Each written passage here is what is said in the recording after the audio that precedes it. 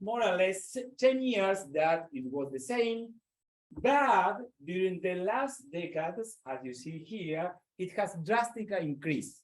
And current crop area in Argentina is 3 times greater than 10 years ago. I'm going to show you what happened with annual production of corn in Argentina. And during the first, again, what happened? Probably is, okay. It's me. Again, well, during this part of time, national production annually increased due to the increase of crop yield, of the gain of crop yield, which overcompensate the decline of harvested area. But during the last decade, as you see, this drastic increase in production was based on the increase in harvested area. So harvested area, the increase or the expansion of maize during the last 10 years promotes an increase of annual production of corn. So we have more corn to sell to the world. It's very important to explore in which area was this expansion took place. Okay, so to show you it, I'm going to show you maps of this decade and 10 years later of the harvested area in different color is the surface occupied by maize or corn. This is the typical corn belt area with the most productive soil, with higher rainfall, because in Argentina, more than 95 or more percent of total corn is produced under rainfall condition, no irrigated. So here is the typical corn belt area in Argentina with higher surface occupied by maize. But 10 years later, you can see here that this area, for example, to the west, are less rainfall, to the north, high temperatures, also in some places, less rainfall, was expanded to those areas named marginal for maize production, was the responsible of the increase in the expansion of the area occupied by corn. But what else happened? Interesting, the proportion of corn sown at early summer versus those sown at the late of winter or early spring has shifted, not in the corn belt, but in the marginal areas. So nowadays, marginal areas produce maize sown as a late crop, but a single late crop in most cases, after a soybean that is harvested in April of the South Hemisphere, no? And now, after that, maize is sown at the early of summer. Later, I'm going to show you why was adopted late sowing days. Well, another fact that had happened that in these areas, plant population density is lower than the corn belt. So we have the reason to the adoption of the expansion of corn to marginal area was based on, first, breeding. Breeding produced hybrid tolerant to Lepidoptera that are the typical pest damage of late sowing day. Second, the delay of sowing day to late sowing days. And third, the decrease of plant population density. So this is the common maize husbandry of marginal areas where we have started to work during the last 5 years. These are the scenarios of these crops. Is clear to everyone what they're talking about? Yes? Could I ask one question? Is it gray area, Buenos Aires? Yes, yes. Thank you. The north of Buenos Aires, south of Santa Fe, and west of Cordoba, the corn belt. I thought I was getting. Okay, and the city of Buenos Aires. Yeah, thank you. No corn. No, No. well, I wasn't reading. Only in small pots. I was just trying Yeah. to see. Only in the faculty of Yeah. Buenos Aires is here. Okay, one point, you. right? Yes. Well, okay, let's go. So, which are the target environments of our network? Well, first let's see here. This is the map obtained of the website of ILGAPS, where here you can find in different colors corn production, annually corn production, more or less than 7 or 8 tons per hectare in the region. That these are the target environment of our network. Also, you can see here in Kansas similar grain yields than here, but also in other countries. For example, in Mexico, here is the University of Toluca, that is a member of the network, where farmers use corn to conduct corn in a familiar style, to not in the commercial style. So they use the low density, mostly landrace instead of hybrids. Well, and this is the area of Australia where the few amount of maize is produced, and also the production is more or less close to this value. But an interesting point, at least documented for the United States, also for Argentina, are the yield gaps. Is the difference between the actual yields and those yields only limited by water, rainfall condition, then the gaps are more or less this one. So we, with the research and farmer, with the researchers, have a huge window to reduce these gaps. So that's the reason, because it's so important to work nowadays in these environments, because we have a lot to do with our research, with our practices that we are based on the knowledge that we can generate from a network like this. Well, who are the actual members of this interinstitutional international network of ultra-low plant density? Later, I'm going to speak why we name ultra-low or low plant density, what does it mean? Well, I'm the head of the network. The members are 11 universities, 3 of them not in Argentina, Toluca, Kansas, and Queensland, and the other one are different universities along the different places of the marginal environment. Together, we are more or less 30 researchers, undergraduate students, graduate students, and postdoctoral students that are working in the different objectives of this network. Also, we have the assistant of the experimental station of the National Institute of Agronomy in Argentina, INTA. Yes, it's more or less used as the same. We have 11 experimental stations where in these places are the experiments are mainly in concentration in INTA, but also in group of farmers. This is the most important group of farmers, CREA, and also APRESID. APRESID are typically those, when it was founded, was a place where no-till was the most commonest way to cultivate crops.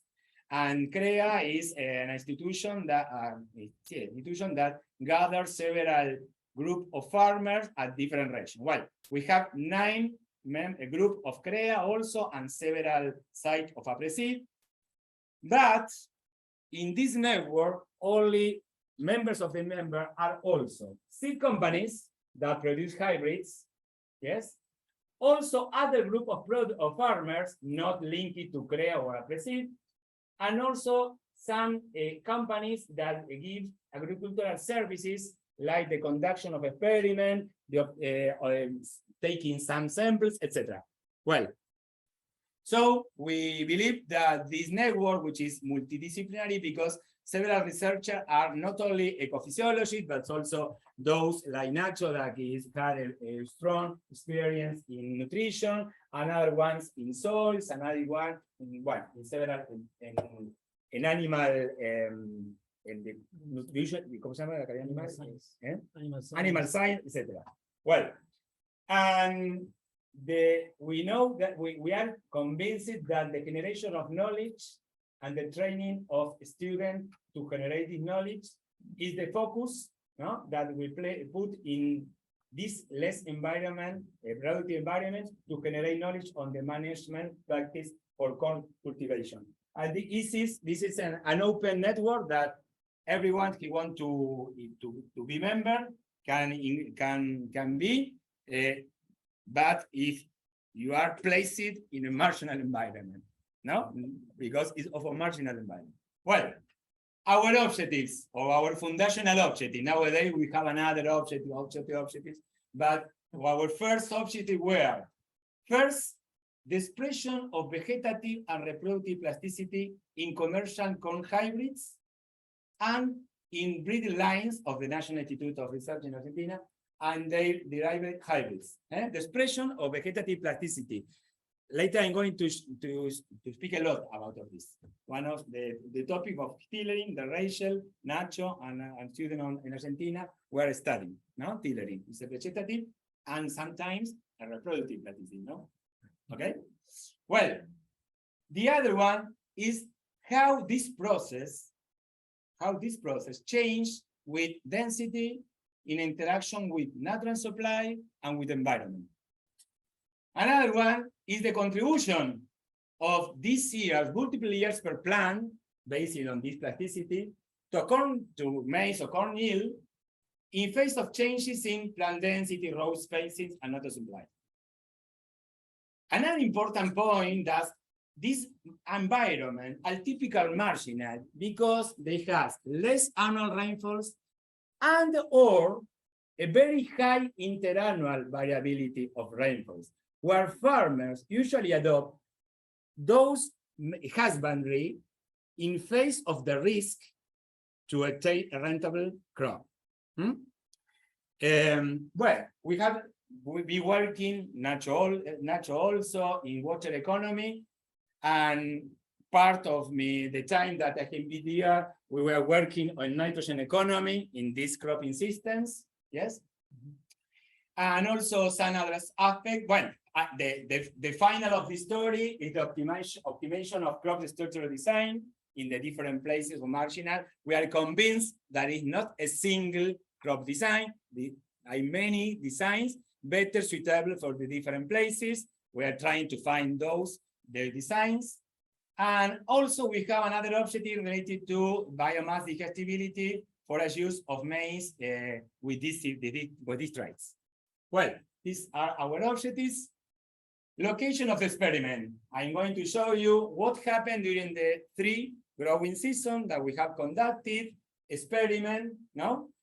This is the environment, target environment, and during the first growing season, we have the pins, red pins, identify where we were the first growing season. We convinced to farmers, to everyone, to have only 15 locations. Seed company were not very happy at the first time with me. Yes. And we had 21 experiments because in several locations we had more than one experiment. And 12 of the 21 were with a common protocol. I went to several meetings, I asked about this, and the next season we have increased the locations. We also expanded to this area, to the north of Argentina. This is the tropical area, temperate area, higher proportion of with protocol, higher number of experiments, yes. And in the last one, we have expanded to 24 locations, 28 experiments, 33 of 28 with common protocol. So we have expanded, now actually we have more than 70 experiments during 3 years. And which is the common protocol? Well, first, environment with limitation in water. Annual, less or low annual precipitation, high variability, interannual variability of precipitations. Soils with limitation in water storage due to texture, due to limitation of soil depth, for example, a caliche layer. Okay. Almost all experiment late May crops, because was the commonest adopted in those marginal areas. Sometimes as most of them as a first crop after soybean. and sometimes as a second crop after wheat, for example, or barley or pea as a second crop. Excuse me. We test 4 phenotypes, and we say phenotypes, not genotypes, because this is an expression. It depends on the environment. So I'm going to show you when we can expect the expression of one trait, the other trait. So we plant densities, we at least test 2 densities, sometimes 3 densities. The low density is the common density for each environment. That typically is low or lower than those used in the Corn Belt. Maybe 6 plants per square meter. Sorry, but I refer plant per square meter. 6 plant, 5 plant, 4 plant, low. If you use 4, we say, well, reduce to the half and name those ultra low. To show or to analyze how we can reduce plant density and if the plastic trays compensate the reduction of the number of plants. To explore this, is it possible to reduce sales? The company is happy with me all the time. One. N rates generally in some during the first 2 years, a common N rate for the experiment, the typical use by farmer. We have nowadays we have included experiment with different N rates.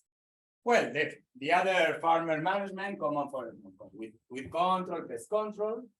These are normally small plots or strips. Where strips. It depends on the farmer or the person that is conducting experiments.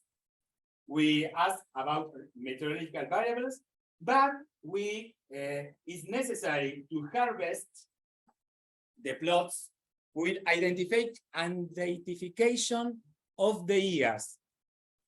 So not only crop yield, but also the yield of apical years, subapical years, and years of tillers. Yes, to compose the crop yield based on years of different, we are going to name this years of different order, okay? Well,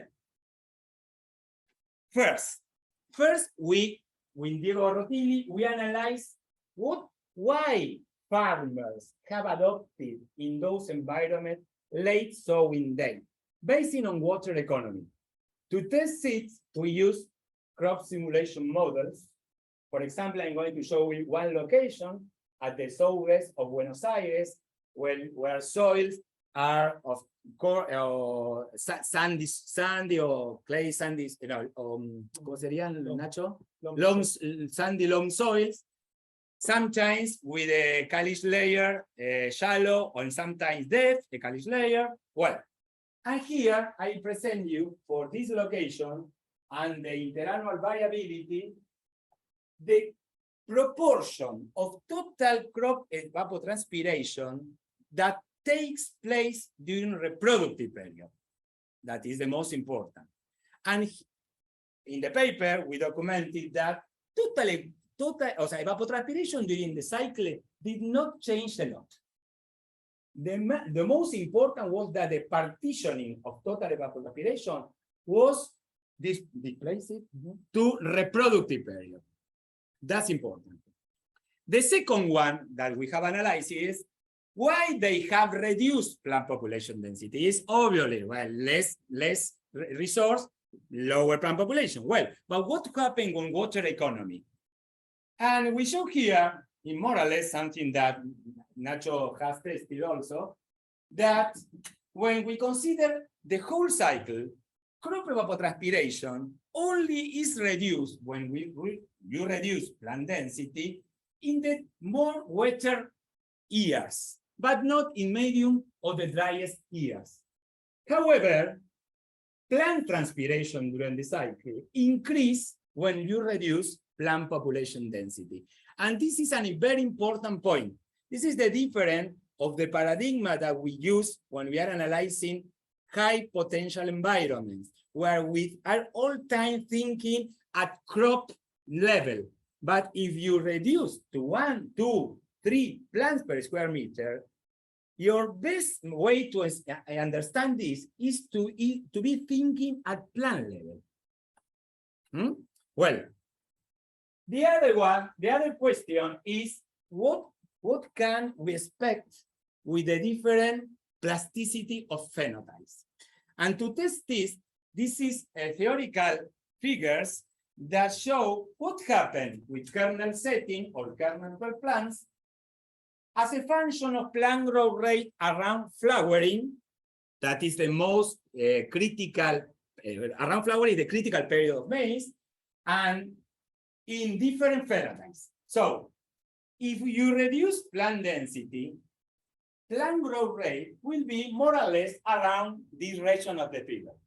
So if you have a non-prolific genotype that generally have the second year to the right of the figure, you only are going to harvest only the kernels fixed in the single apical year. But if you use a prolific genotype, you have the chance to increase the yield based on the production of kernels in the second year of the main shoot. What happened with the second phenotype?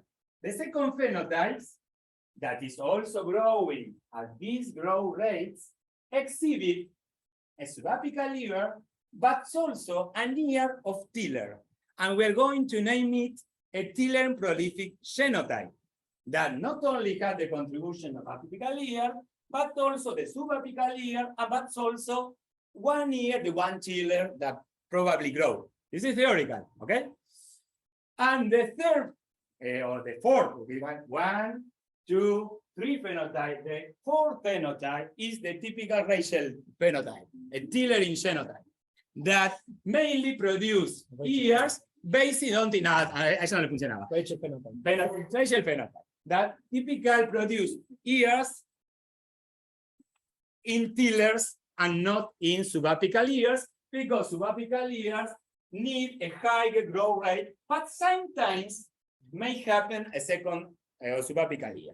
Okay. Well, so these 4 phenotypes are tested in our network. Okay. So what else we are studying, or I try to identify?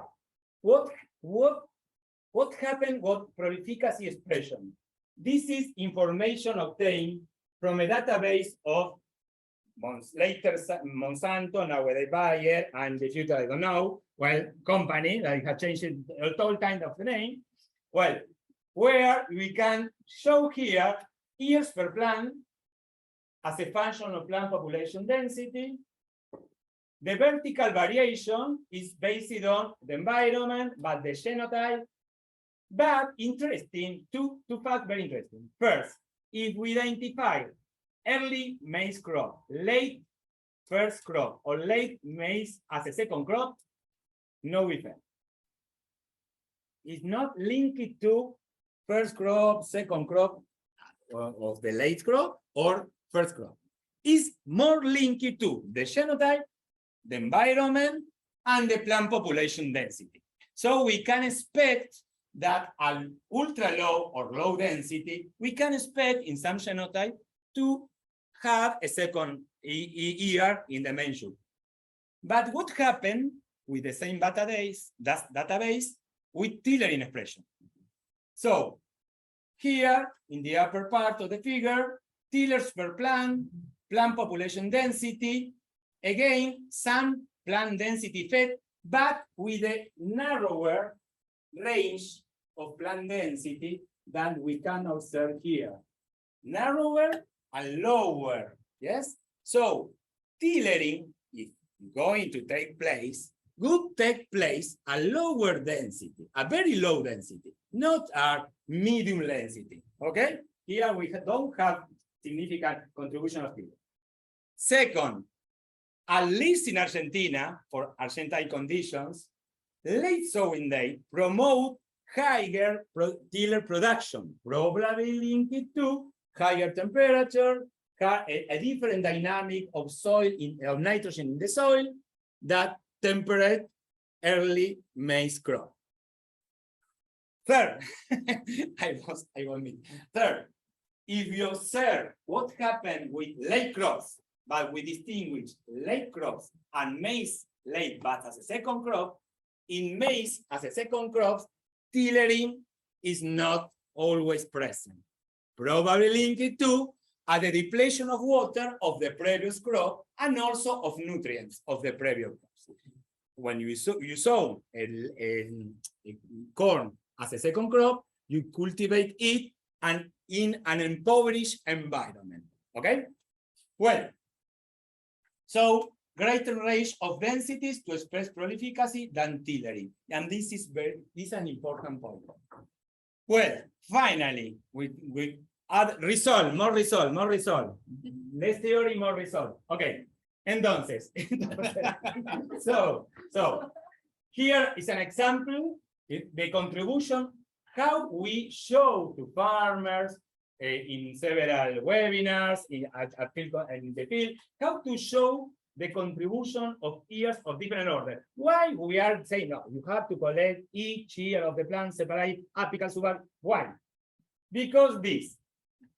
Here is the typical non-prolific, non-tillering hybrid that most of them, seed company name them Flex. I never understood well why Flex, but it's my problem on the seed company. They name Flex. Well, here it is. All here was pulled all plots of all location of one growing season together. This is the grain nil of apical ear, always in blue, grain of apical ears. In red, grain nil of subapical ears. In green, grain nil of racial ears, tiller ears. In yellow, crop level. The sum of the three categories, okay? So, first, well, mean value at crop level are within the range that we have said, marginal environment, 7,000-8,000 kilograms per hectare. Okay. But here you can observe that also the hybrid that we say, well, no tiller, no ears, in subapical ears, sometimes with few contribution, some tiller happen, some subapical ear happen, but with very few contribution. Most of crop yield is built with grain yield of apical ear. Okay? What happened with prolific? Well, we have choose well the prolific. A lot of grain yield contribution from the prolific ear. Apical ear mean 5-6 tons. Subapical ear close to 2 tons. It's a lot. 30% came from subapical ears. So, well, grain yield here. Well, what happened with the other, the third, the tillering? Tillering is difficult sometimes. No, Rachel, it's difficult. Less contribution of subapical ear, but sometimes happen. When happen, for example, when tillering is cancelled. When tillering is cancelled, at flowering, the main shoot can give a second ear.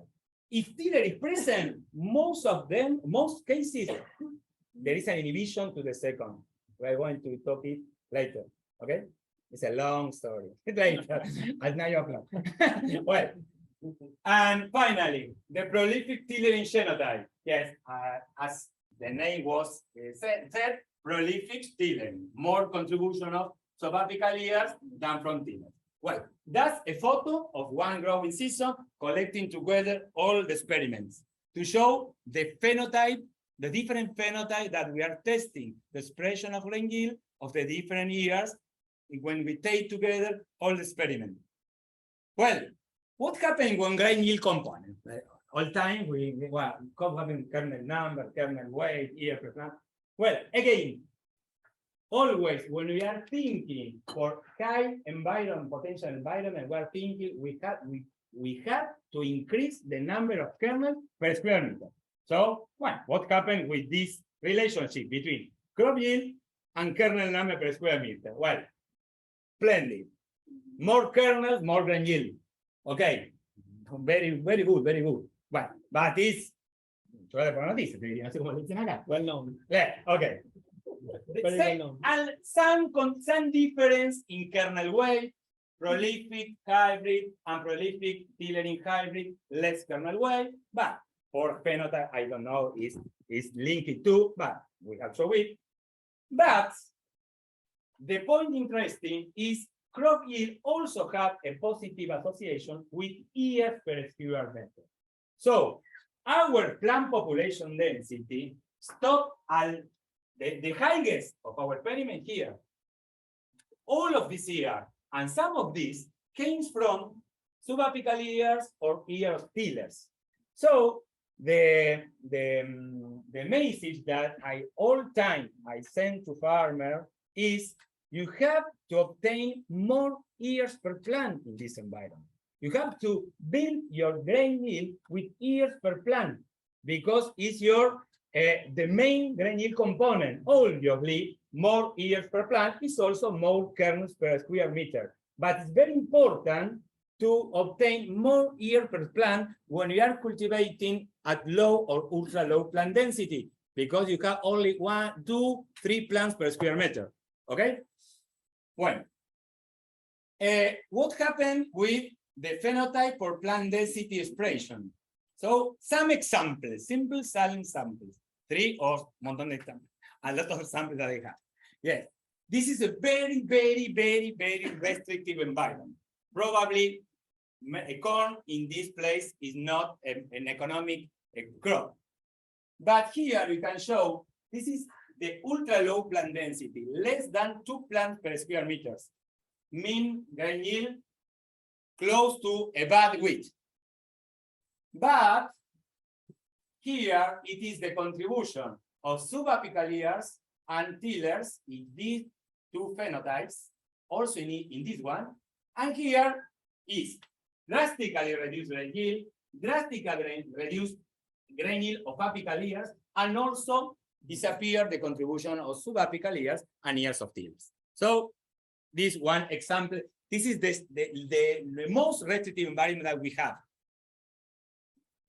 This is located on an applustol and anti-applustol soil, yes? 3 plants per square meter, 6 plants, no yield or negative response of grain yield to plant density, and the advantage of those phenotypes that have an expression, in this case, of prolificacy, but also prolificacy and ears of tillers, okay? And another one here, it is an early maize crop, not late, but cultivated in the corn belt. Corn belt is not restrictive environment. Yes, because in the corn belt also you have silty soils close to the river. And in those environments, you have 2 options, late or early with a reduction of plant population density. Why use this technology in this place? Decisión empresarial?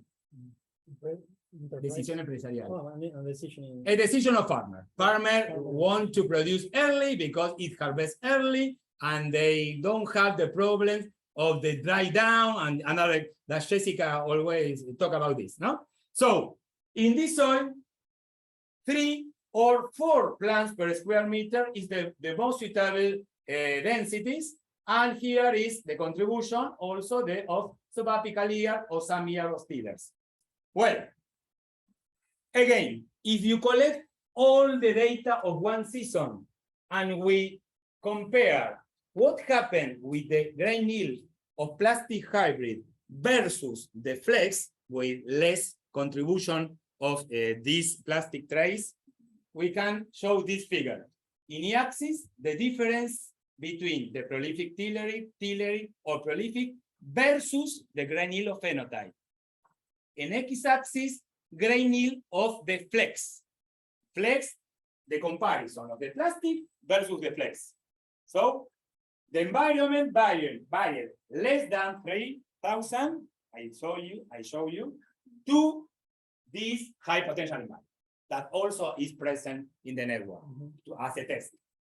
And here we can show that for the most restrictive environment, most of the data had a positive value. So plastic phenotypes have an advantage over the rigid phenotype. So, but several times the green, the tillering, or the brown, the prolific tillering, had some penalties. So we are going to see why the production of tillers may penalize grain yield. Well, another topic, interesting topic, again, we are in a struggle with the companies, is the decision to vary plant density in the same farm. No? Variation of plant density in the same farm. So I say, well, we can test if we use one plant density, middle or this farm for the recommendation, and use a plastic phenotypes to capitalize the best environment but not penalize the worst environment. So here we have is an example tested in the subtropical region of Argentina, late sowing date, the commonest in that area. We tested the prolific, the flex, the prolific tiller in a tillering, ultra low 3 plants, low 6 plants. This is the experiment, I strips. Also here is the different colors are the values, the grain yield values. With the machine, we have on monitor it along the strip. This is the distribution of grain yields with the mean, the Q3 and the Q1. Q3 less minus Q1 is the variability around the mean. So you can show here, prolific had the highest grain yield, had no response to the increase and attained also a high grain yield, and produced the narrower values around the mean within with only one density. So it's interesting because not all farmers had to use variable planting density in that technology that mostly is imposed by seed companies. Okay. So now the third point, what can we expect with tillering in water economy and in grain yield? To test this, we use absinthe simulation model. Diego Rotilli was working at Queensland with the absinthe sorghum. It was transformed to maize because we need that the model incorporate tillering process. So he characterized the different water stress types for 6 locations. 3 of Argentina and obviously 3 for Australia. I'm going to show you obviously Argentina. Okay. And here is the frequency of each water stress type, 0, 2 plants per square meter, no tillers, and the other one, 1 tiller or 2 tillers per plant. With several assumptions. Tiller is always no tiller dead, tiller grow, with several assumptions. Well, using this, the absinthe modified, we here, for me, this, and this are very good figures to describe the marginal environment. This one and this one, the highest proportion of the years, you have these types of water stress. Prior to flowering and very concentrated around flowering, and also continue to the rain-filling period. There's some recovery here in this, but it is drastic.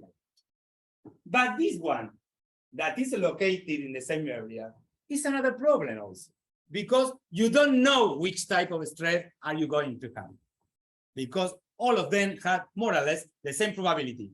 You take a coin, puk, puk, o canto, ¿sabes? Pack. So farmers use the risk decision, o sea, risk averse to risk in that location. Okay, well, to test what happened, excuse me, and if you show here, I show you here that if you have a higher number of tillers, the red increase and the green reduce, has a water cost. But that's a description of water stress. What happened with at least kernel setting, that's the main component of grain yield. So Diego obtained this function of kernel setting, introduce this to the simulation, and simulate the difference between kernel number per square meter if crop cut tiller or not tiller.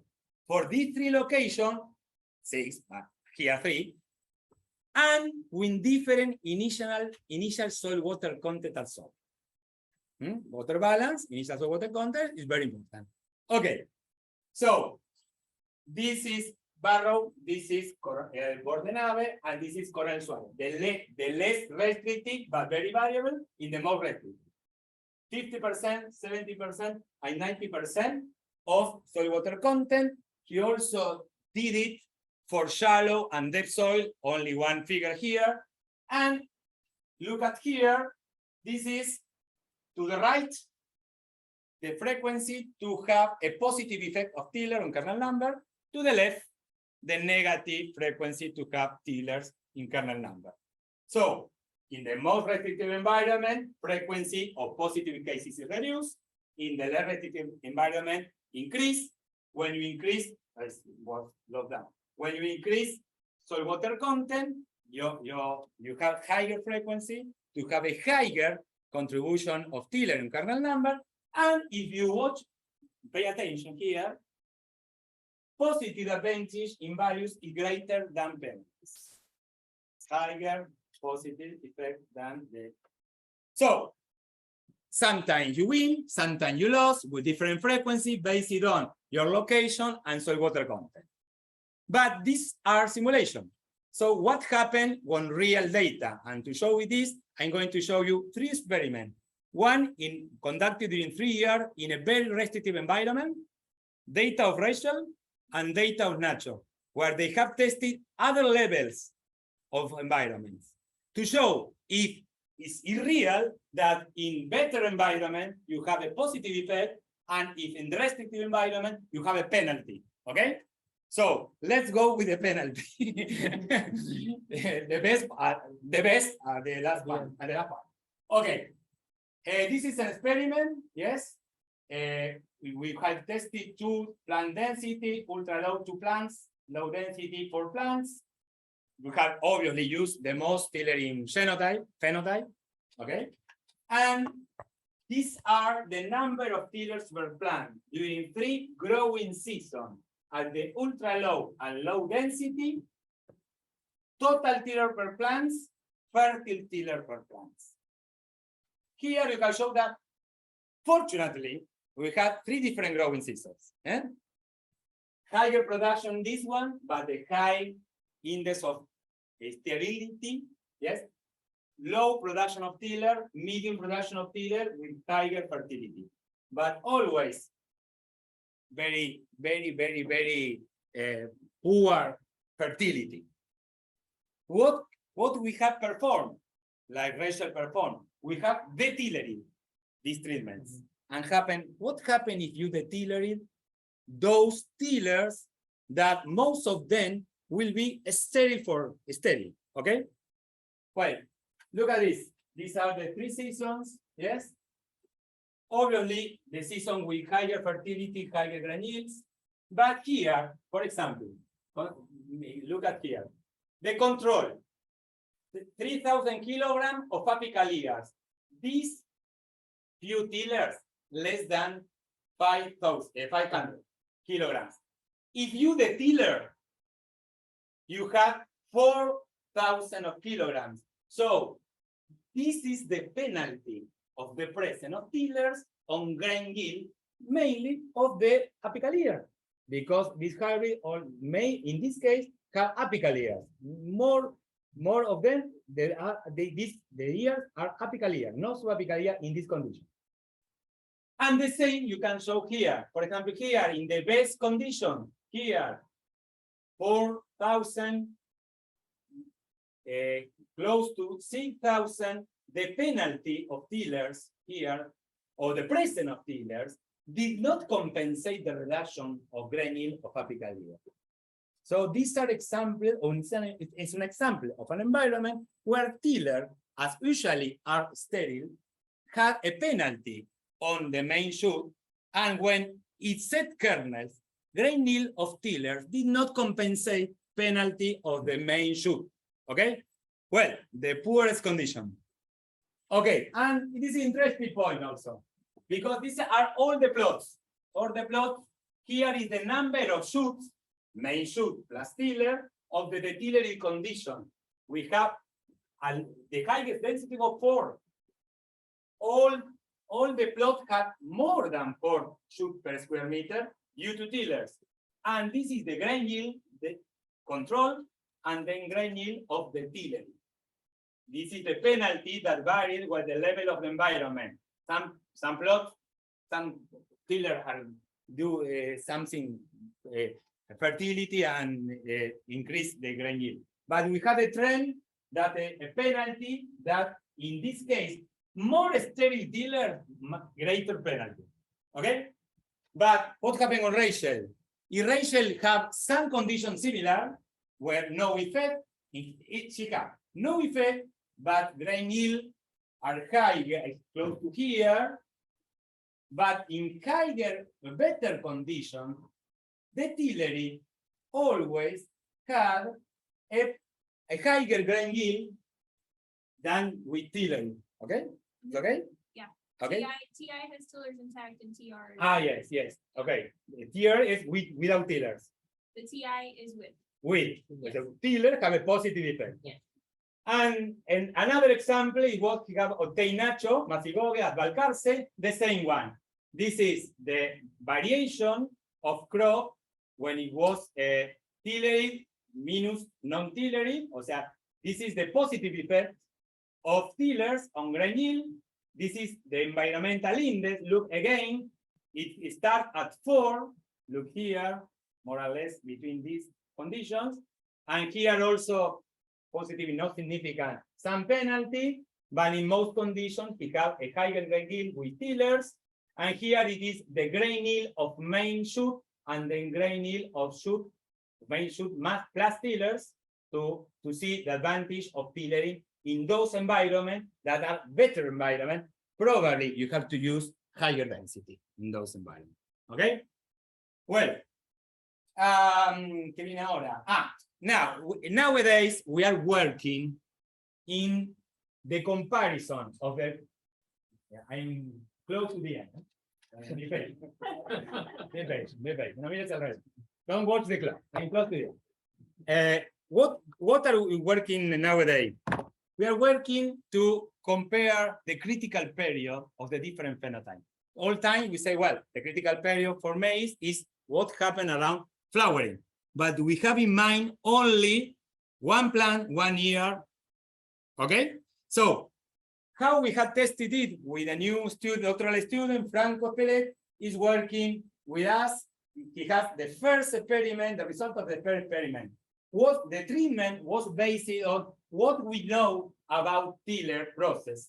This is a figure of my doctoral studies that Diego Rotili have used to show the pattern of tiller production and the effect of, I tested, the effect of far red to reduce and in an isolated plant tiller emission. Well, but what is here? This is the first part where the number of tiller increased drastically from B3 to B6, B7. Okay? That's the point where tiller, the appearance of tiller emission. The second part is more linked to tiller growth. And these are the period around flowering of the main shoot. So we place shadows at each moment, and we saw what happened with tillers, tiller fertility, and grain yield. Okay? So this is the result. The tiller phenotype, prolific phenotype, prolific plus tillery, and flex. Obviously, this is the control, 2, 3 tillers per plant. Some of them sterile, most of them fertile, okay? Under irrigated condition, 3 plants per square meter, okay? The other phenotypes do more or less the same, but the prolific, less tiller, prolific tillering, more tiller, less intermediate tiller, but most of them fertile. When we put shadow 1 here, we drastically reduce tiller emission. No till, we more or less 15 days took place when we move it, tiller emission was canceled. When we put in shadow 2,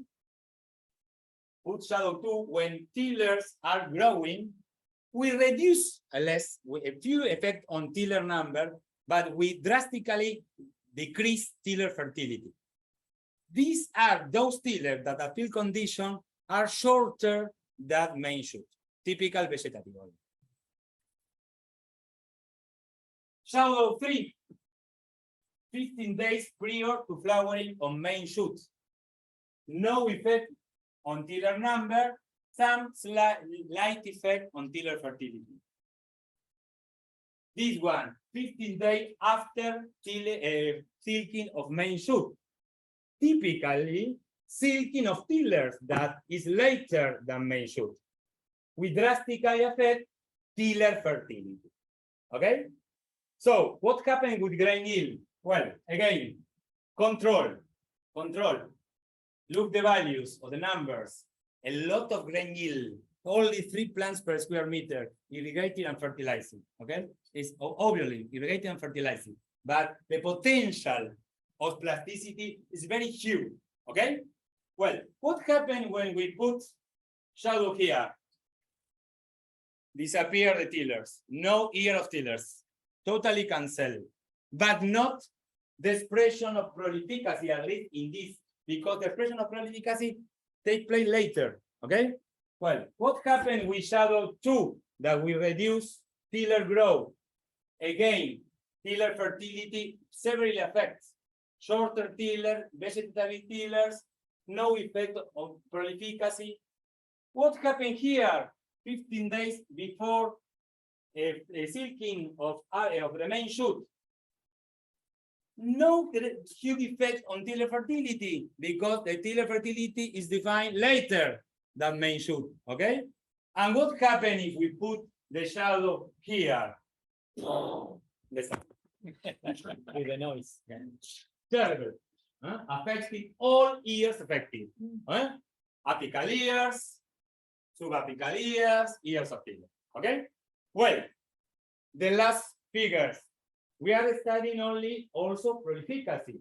I show you that prolificacy is expressed at 4 plants per square meter, 5 plants, 6 plants. And we know, because several authors has demonstrated, that is very important or is related to plant growth around flowering. And all time in literature is linked to water economy during this period, unless with nitrogen.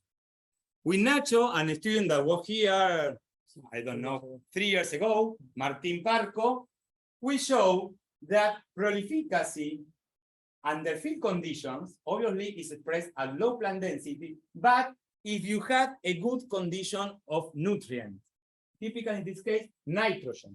Nitrogen availability is necessary to the expression of the prolificacy, not only water. Nitrogen is very important. This is a very important point when you are talking with farmers, because farmers at marginal areas reduce plant density and not use fertilizer. And if they use this, they are going to lose the contribution of subapical ear to grain yield. But what else here, for example, at field condition, this is not an experiment. This is a field condition strips where members of CREA have tested plant density, different nitrogen supply, and prolificacy. The same. Very restrictive environment, the same. When you add nitrogen, the expression increase. It's very important. Later, we are going to, next year, we are going to talk about which is the N rate necessary. But nitrogen is important.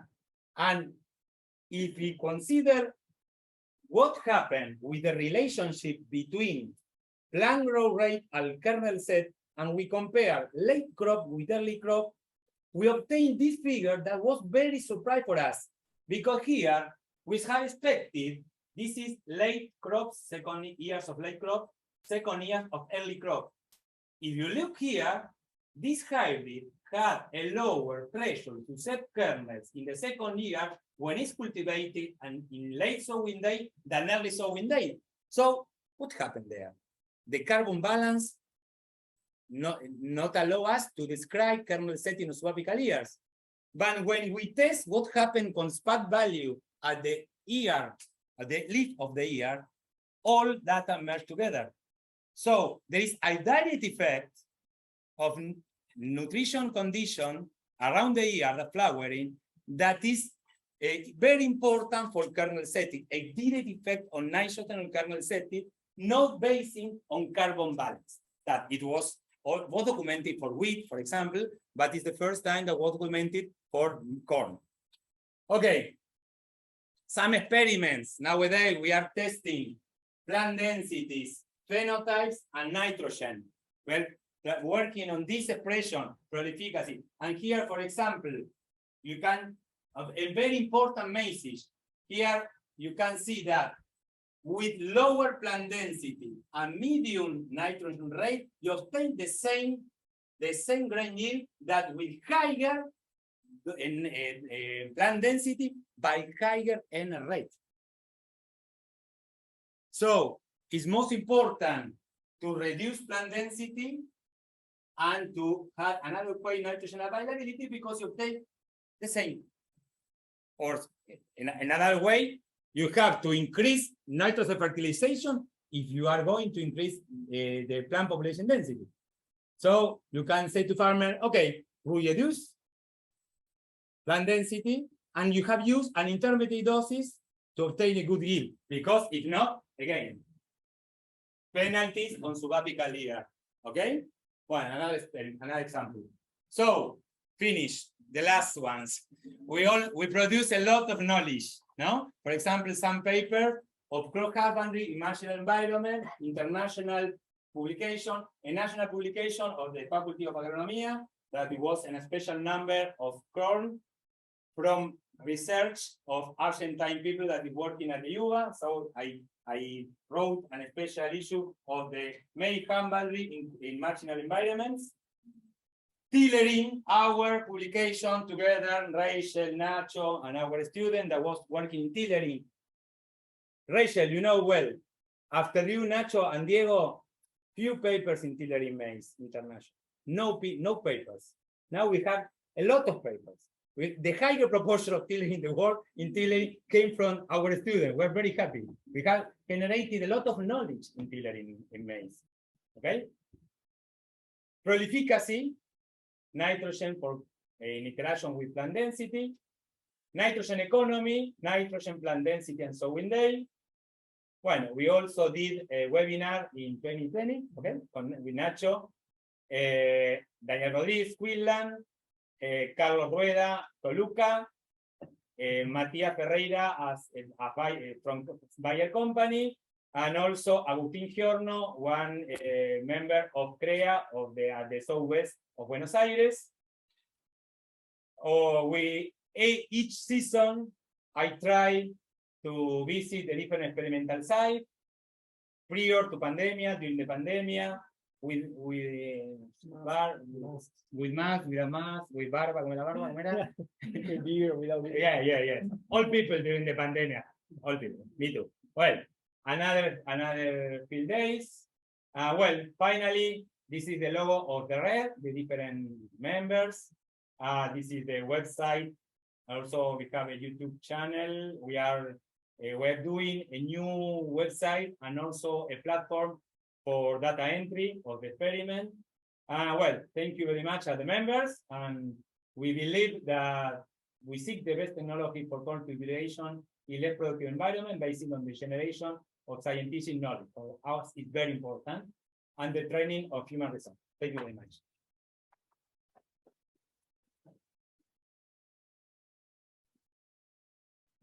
Okay, 1 hour.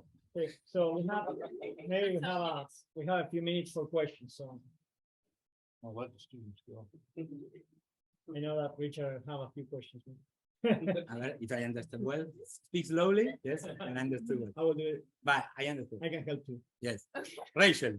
So my question, you presented tillers as being either sterile or fertile in your graphs. Yes. So tillers can produce different kinds of ears. Yes. Right? So Yes. did you have the tassel ears? Yeah. No, we had And not how- included tassel ear. Yes. So those were considered sterile. Yes. Okay. Okay. Yes. It's true. some phenotype in some condition produce kernels at the tassel, but they were not included. Also, good question, good point. Also, we have considered which year is the harvestable year. And we say, well, okay, this one is a harvestable year, more or less, higher than this one, yes? The smaller one, we consider that they will not be harvested by machine and was not included. So those would be sterile. Also for the subapical years, Yeah. was a criteria Mhm. that we have discussed. But all time we discuss with farmer, with some company, every year and after the first the season, I analyzed data, we made a webinar and we discussed the new protocol and we discussed these types of a problem, these types of idea, okay, together. And we have defined, well, at least a harvestable year is that you can took in your hand and you have kernel here. It depends the size of the hand. Well, nothing is perfect. Very simple. Nothing is perfect. Yeah, but all the tassel years are included as a step. Yes, yes, yes, yes. But not so present of that, but we have. On the borders of the field, Yeah, yeah. just in the borders. My question? You can go, Rich. A ver, It's okay. your chance. A ver, sí. Excellent presentation. You didn't talk about much about the weed control and low density versus ultra low density. Is there any economic benefit on that? That would be Weed control. We control. Yes. In the experiment, weed control was based on farmer technology at each place. It's true that a low plant density weed may be a problem because crop doesn't have the ability to against weeds because they have at flowering more or less you have 60% of interception. Canopy coverage. Normal than this. So in some places it's not a problem because you have few rains. So if you don't have rains with No problem. no problem. But we are working, one of my students is working with cover crop previously to corn. Soybean, very poor grain yields, less than 2,000, produce very poor stubble. Soil is not covered with stubble. So you have a very long fallow period from April to mid-November, very long, with worse condition for soil conservation. So we are going to test what happened with cover crops in water economy for the low density and late some maize crop after this cover crop, but also analyzing the whole system, not only maize, but also production of the cover crop and the water efficiency of cover crops plus corn versus only corn, okay? great. Thanks. That's good. How many truly prolific hybrids are around? Yes, no, for example, Decal, later Monsanto, nowadays Bayer, always don't care have, who owns oh yes, okay. Yeah, I just And wanna next know how year, I many- don't know. Next year, I don't know. Fortunately, the same people continue in the seed company. No, it's the cal typically have prolific hive. Yeah. And Nidera have some tillering hybrids. I don't know exactly why, but if you remember, the database was from Bayer, and they also have tillering pre-commercial. Probably they don't release tillering hybrid because people don't like a lot. Okay. Would you want to comment on who is it coming out with the dwarf the short corn, short corn Bayer. by Bayer? Yeah. Is Short, that gonna make a yeah, difference? yeah. Short corn. We have a new convenio, ¿verdad? Yeah, new agreement. A new agreement with Bayer to test the short corn hybrid versus the isoline of this hybrid. Ah, They say we're going to test it, that they have an advantage in grain yield. It's shorter because they say, next year, if Nacho meet me again, I'm going to show you the results. You have to speak with him. Yeah, you need to talk to me. Okay, to be continued. Well, now, The shorter one, they say that they have shorter internodes Yeah. below the ear, not above the ear. And I asked them, well, in which environment? Why are you selecting these short types?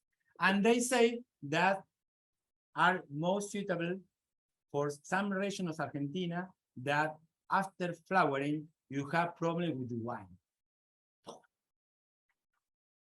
So I believe that is a higher harvestable grain yield, probably, but I don't know which is the structure of the plant time, because if shorter, probably have small leaf area, and probably you have to think what happened with plant spatial arrangement. Because if you put a higher density, a higher pressure competition within the row, and probably, I don't know if they capitalize what happened with the internode space. I don't know. We are going to test this. And the other question is, are they really changing leaf size? I don't know. I don't know. I come out of. the I don't know what sorghum happened. instead of corn. And if you cut height in sorghum, you're gonna cut yield. Yeah. I don't Yes, care yes, what yes, else you yes. say. I also told them that they share me the Yeah. testing that they have performed across different environments Yeah. with both of them to show, for example, a figure that is which is the benches of the short versus the tallest against a variation of environment. They don't have. If they have a cost or they have no have a cost, all advantage in the worst environment, I don't know. I don't know. But the big difference is that unless you can show me data that I'm wrong, and I'm happy to have you do that. There's not net translocation from the stalk into the grain and corn like there is in sorghum. Mhm. And the Australians have another term for it. I never can remember it. My memory goes someplace else. But up to 35% of the final grain yield in sorghum, Mhm. maybe net translocation of the Mhm. stalk. Mhm. Mhm.